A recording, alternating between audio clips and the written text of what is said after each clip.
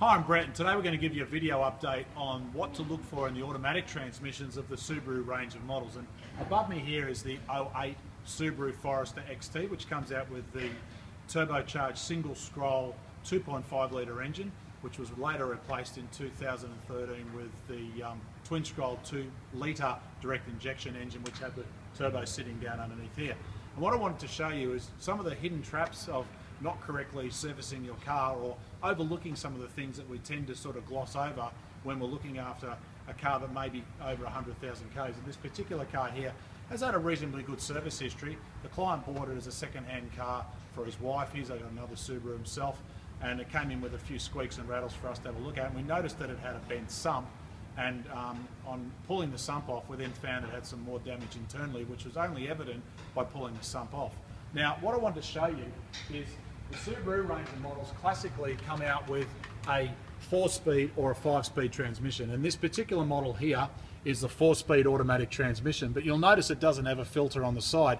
Some of the auto transmissions from Subaru either have a filter on the side which can be externally changed, or a remote filter which actually sits up inside the inner guard, which doesn't exist in this particular model, but it may be like the later 5-speed transmissions that come out in the other range of Subaru Foresters, and say for example the Liberty GT.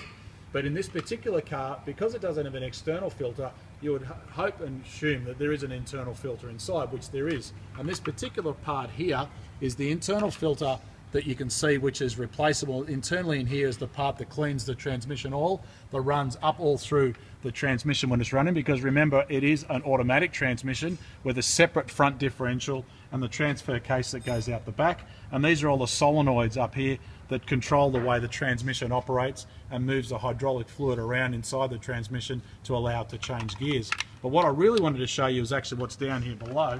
I get my cameraman to go really close, and this part here is actually a magnet, and it's very hard to remove, but you'll see all of that there is actually furry pieces of ferrous particle and mechanical parts out of the transmission that has migrated to this magnet in the sump, which, if you can't see it, but I can feel, is quite lumpy in some places, and they're little chips and bits and pieces off the gears and stuff. Now, this is the drain here for the oil when you do an oil change on the transmission, but over on the far side is where this magnet sits, and you will never realise what is internally in the sump.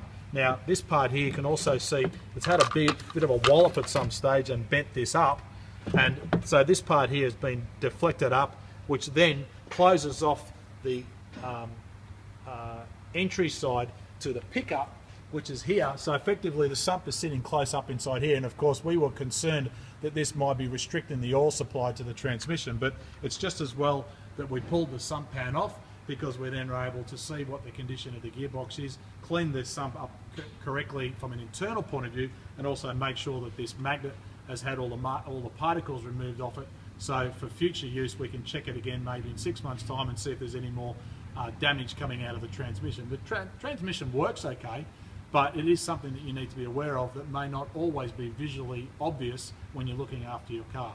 So of course the rest of the car is in reasonably good condition. We've now checked this out. Interestingly, we actually had to pull the whole transmission off the back of the engine because it had a rear main crankshaft seal leak, and there was oil dripping down behind the back of the sump. Originally looked like it was a leaking sump, it actually turned out to be a leak at the back of the crankshaft. So the owner of this car is probably going to get at least another good 5 years out of it from a reliable service history point of view. So there you have a little bit more information on how to look after your Subaru Forester automatic transmission. Remember, check the oil regularly. If you get an opportunity, a lot of modern day cars have hidden magnets inside the sumps that you may not be aware of. And of course, if you've got any questions and you want to ask them, contact us via Facebook, YouTube, Twitter and Instagram. Check out our new website and do a search in the keyword search at the top. You can put in the word Forester or Forester transmission, and you'll find some really handy download information or search commands that will pop up and allow you to find more information on our website. But have a look at the bottom of this link here down onto our Facebook page, and I'll put some still photos of the components we've just spoken about. For now, my name is Brett Middleton. I hope this has helped you wherever you are in the world. Bye for now.